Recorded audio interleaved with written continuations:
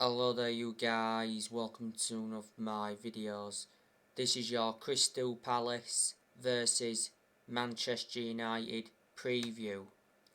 It's at Selhurst Park. It's this Sunday, the 22nd of May, and it's a 4 o'clock kick-off. It's Manchester United's final game of the Premier League season.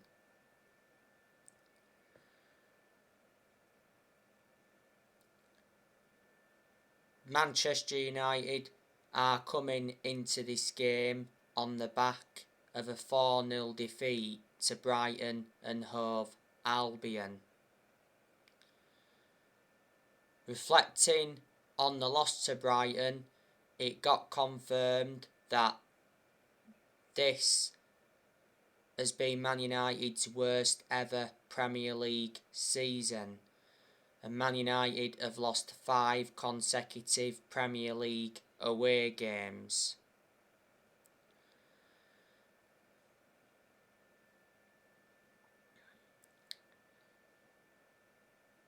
Crystal Palace, they recently lost 3-2 to Everton. I do know a lot of players that Crystal Palace have got.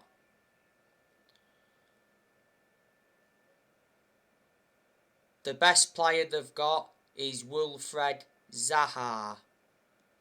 You know, Zaha is a former Manchester United player. We had him under Sir Alex Ferguson.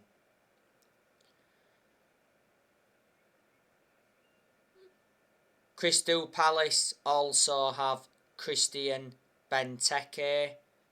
Benteke is a former Liverpool and Aston Villa player. Jordan Ayew, he's also very good.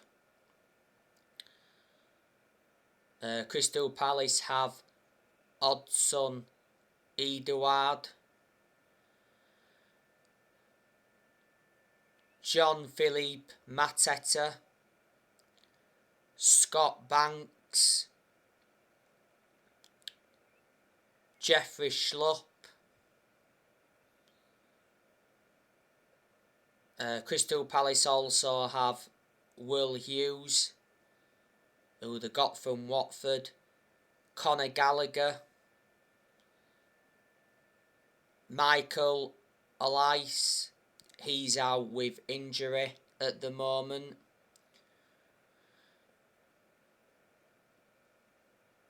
Nathaniel Clyne. Nathaniel Clyne is a former Liverpool and Southampton player.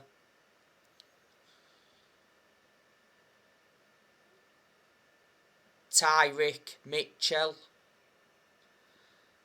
Joe Ward, James Tomkins. James Tomkins has been out with injury.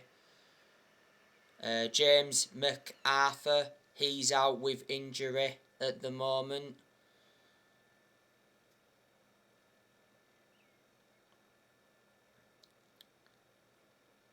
Nathan Ferguson, he's also injured at the moment. They have Martin Kelly.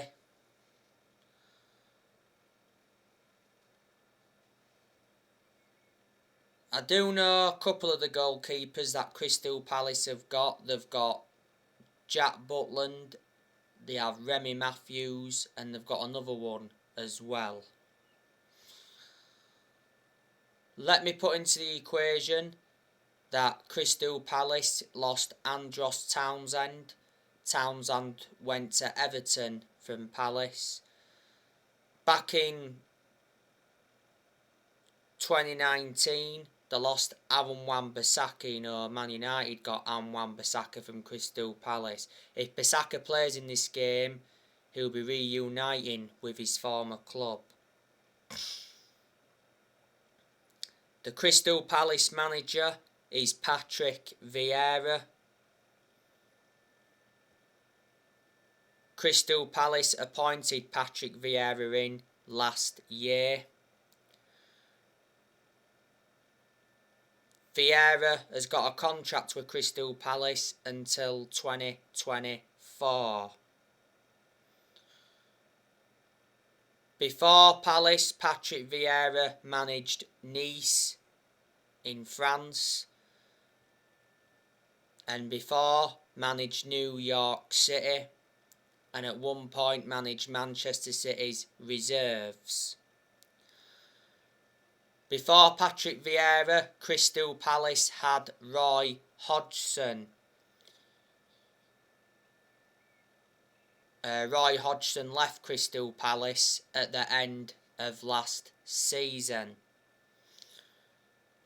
And then obviously Roy Hodgson became the Watford manager. Now obviously Roy Hodgson, he's left Watford or he's going to leave Watford.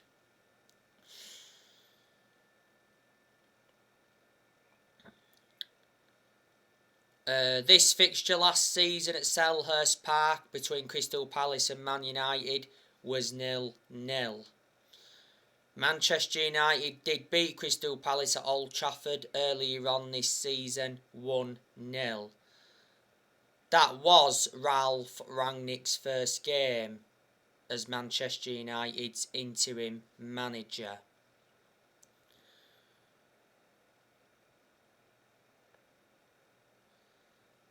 Man United have got just 2 players missing. Luke Shaw, he's out with injury still, and Paul Pogba is still injured.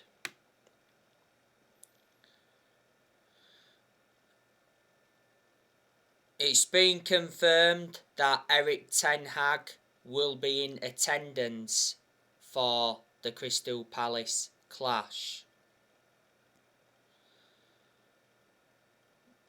Recently, Erik ten Hag arrived to start work at Manchester United with assistant Michel van der Gag.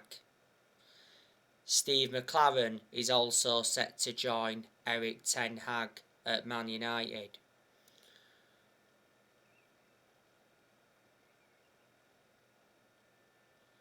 The other month, it got officially announced that Manchester United appointed Erik ten Hag as their new manager. You know, Erik ten Hag has replaced Ralph Rangnick. Ten Hag signed a 3-year contract with an option of a further year. Man United agreed the compensation with Ajax for Erik ten Hag. The compensation was below $2 million. You know, Ten Hag is Man United's 5th permanent manager since Ferguson. Ten Hag's transfer budget has been revealed. Ten Hag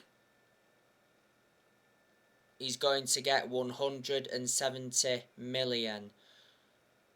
There's a lot of players that Erik ten Hag wants to bring to the club. I'll name some of the players he wants to bring. You know, he wants to bring Antony in from Ajax. So Ten Hag wants a reunion with him. He also wants to bring Jurriën Timber in. Man United have also been interested in Frenkie de Jong. Erik ten Hag also wants to bring Lisandro Martinez in.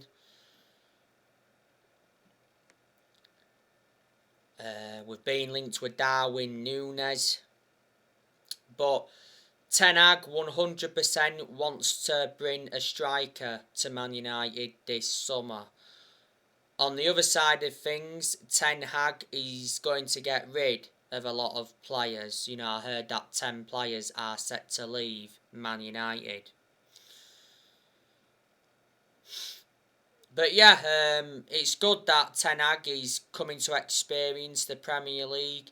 Hopefully at Man United he can replicate what he did at Ajax. You've got to admire the work he done at Ajax. At Ajax, you know, he developed the young players well. He won Eredivisie titles. He won Dutch Cups and revert back to 2019. He got Ajax to the Champions League semi-finals. Erik ten Hag was the Ajax manager for around 5 years. His contract at Ajax was due to expire next year. You know, ten Hag is the former Ajax, Utrecht, Bayern Munich reserves and Go Ahead Eagles manager. So Man United is the 5th club he's managing in his managerial career.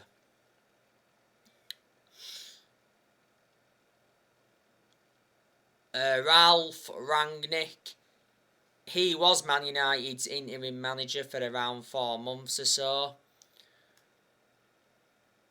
Quite a few weeks ago, it got officially announced that Ralf Rangnick got appointed in as the new manager of Austria. Rangnick signed a 2-year deal.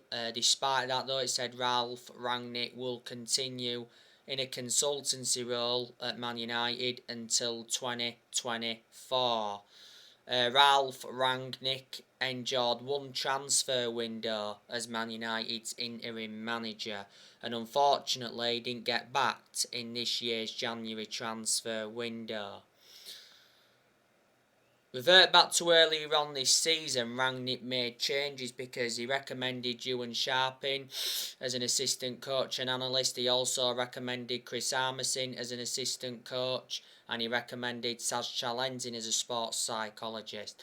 Before, Ralf Rangnick was the head of sports and development at Lokomotiv Moscow.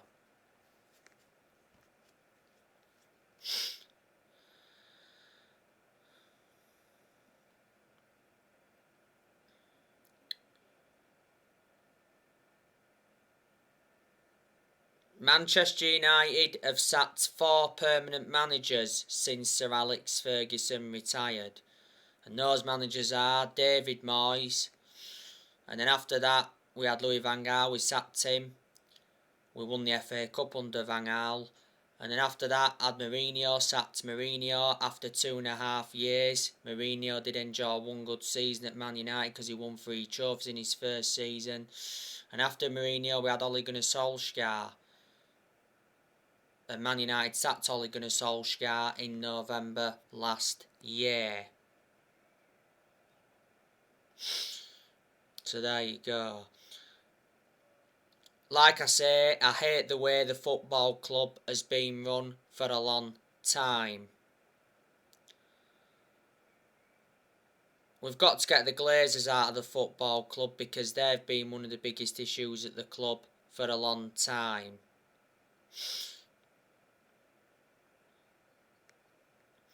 A lot recently, Man United fans have been protesting against the Glazers and I think the protesting will persist until the Glazers are out of the club. You know, the Glazers could still demolish Old Trafford and upgrade the stadium. The Glazers have owned Manchester United for around 17 years. They purchased the club for 500 million back in 2005.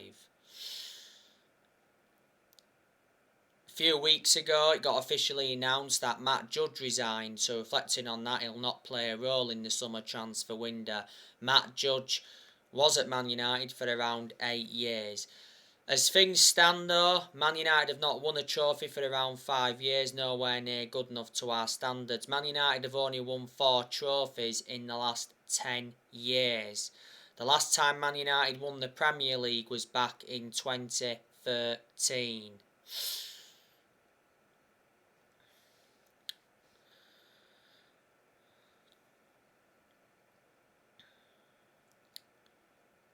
But like I say, Manchester United have not been the same team since Sir Alex Ferguson retired, and we've got to accept that no one's going to replicate what Ferguson did at the club. Ferguson, greatest manager of all time, he brought success to Man United because he won 30 odd trophies including 13 Premier League titles, but he didn't settle in straight away, Ferguson, because he didn't win out in his first 4 years at Man United.